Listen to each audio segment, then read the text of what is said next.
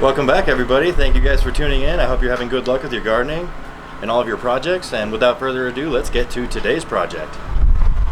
So today we are playing around with our SunGold 6.5 kilowatt inverter charger. So this is a combo unit. It's both an inverter and a charger. And it's also, you're able to hook these up in series. So down here, there's your connectors for connecting these in series. You can connect up to 6 of these, so if you want to get some pretty high voltage out of it, you have that option. It came with the connectors for that. Here's part of the connectors for that, and then there's the other connector, I believe. So I probably will order another one of these and have it mounted down here. That way we can run 220, so we can, you know, if we get a bigger welder down the road, we can run that, no problem. And then here is where you connect your solar panels. And then here, these three on this side, maybe you can read that. That's for a grid, AC input from the grid. We're not going to do that. We don't have the grid out here. We only have solar, so this will be our output right here to our breaker box, which is here, which will have our circuits in here, our breakers. So this is just a kind of a practice one that I bought, so I can kind of mess around with it and learn how to use these. I've never messed with one before. And it came with two 20 amp circuits, which I'm sure we're gonna have to quadruple that, because I plan to have power in the shipping container and power out to the greenhouse when in the future sometime out there where the garden is. And then of course power to the trailer so I can have air conditioning without running a noisy generator. So we have the generator going right now because it is toasty out. It's about 100 degrees, give or take, 39 degrees Celsius. For those of you across the pond, I believe 38 or 39. We got our negative hooked up just so I just wanted to mess around with these little couplers down here. These are cool. When you tighten them on the inside, they close off, so they clamp around whatever you have on there to make it water resistant or waterproof. So see how that one's open and that one's closed. We're gonna disconnect all that though. I don't have the proper fuses or the shunt right now for the battery packs, so we're not gonna hook any of that stuff up until we get that. So we might be able to get that stuff ordered this week sometime. If you guys have any suggestions on what kind of fuses or shunt, I'm open to suggestions because I'm still learning this stuff myself. We do have a resistor. I do know that if you don't have a resistor and you plug the positive into here, it could damage the unit, and sparks, it could send out sparks and molten metal into your eyes. So we use a resistor to pre-charge the capacitors on the inside. So you just hold that on there for a few seconds against your positive. So positive on there with the resistor. This is not hooked up to anything, by the way, so it's not hot. The other end of it's just hanging down there. And we did get a on-off switch for the main battery power, so if I want to turn this thing off, like totally off, I can just switch the switch right here. And that's connected on the back right there with this heavy welding wire, which is some fun stuff to play with. I got this little tool right here. So you put your wire in one of these connectors here, and then you stick that inside here. I probably can't do it with one hand. But anyways, this will open up. It's kind of spring loaded. It's got a tough spring in there, but you'll place that in there and then hit this with a big hammer, and it will pinch down and make you a good clamp on there. And then you just throw some heat shrink on there to make a nice looking connection. But that's what it looks like without it. That stuff there. So we'll probably be using these connectors that it came with to connect the power from the solar array to the inverter charge controller once that wire shows up. It has been ordered and is out for shipping, so I don't know when we'll see that, but thumbs up, or fingers crossed, I mean, we should see it soon. And then what else? I may have mentioned already that you can connect these together in series. And here is the cover right here. So here's the screen that you'll see when the cover's on, but you can also take this out. And it comes with a 20-foot Ethernet cable, so you can take that out and put it wherever you like. It doesn't have to be attached to the cover. So that'll be fun to mess around with. You can plug this directly into a computer too via Ethernet. Got the little options right there. Has Wi-Fi built in.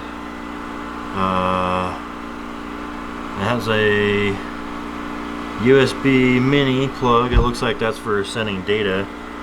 I'll have to read the manual and check all that stuff out. It did come with a cool manual. It is all in English, so should be fairly easy to figure out once I get going on this. And we'll be able to play with the free frisbee that it came with. It came with several connectors here. This is actually the jumper cable for running these in series. I'm not sure what this one is. It looks like an old style computer cable, so maybe that's what that's for. And then it came with four of these connectors, so you can have a nice safe connection. So we'll probably only be using 3 of them, one for the positive, one for the negative, and then one for the output going to the circuit breaker. And then once we get all this stuff wired up, we can maybe throw a plug in over here somewhere. I plan to do conduit throughout the container so I can have outlets wherever I need in here around my workstations and things like that. We can run the CNC plasma table. I'm not sure if we'll be able to use the plasma cutter on 120 volt because it does have a special plug on there, so that may not work, which is fine. We can use the generator for that. The generator's got 220 volts. So eventually we're going to order another one of these and have a 220 system, so we can have 120 and 220, so we can run a large air conditioner down the road once I build a home or whatever. I'll have options for all that kind of stuff. Oh, and I cleaned up the batteries. So originally I had all the excess tied up down here on this end, and I didn't like the way it looked. It was a big knot right there, so I took the excess from each line and I ran it up to where the plug is. And obviously I could have just cut the excess off, but I wanted to leave it on there in case I change the battery configuration down the road. Maybe I don't like this, but this is the configuration the instructions called for to make it easier to connect everything together. So that's that for now, and we're still waiting on the ability to order 8 more battery packs. And then I guess while we're out here, I'll show you something else that I'm working on. Building an outdoor shower. So we got our little shower head right there, and then up on the top there I've got PEX tubing painted black so that we can heat the water up using the sun, because that roof up there, it gets really hot. So it'll be an easy way to heat up the water. And we might as well just walk over there. It's going to be loud with the generator, but I'll do my best to explain what I'm doing.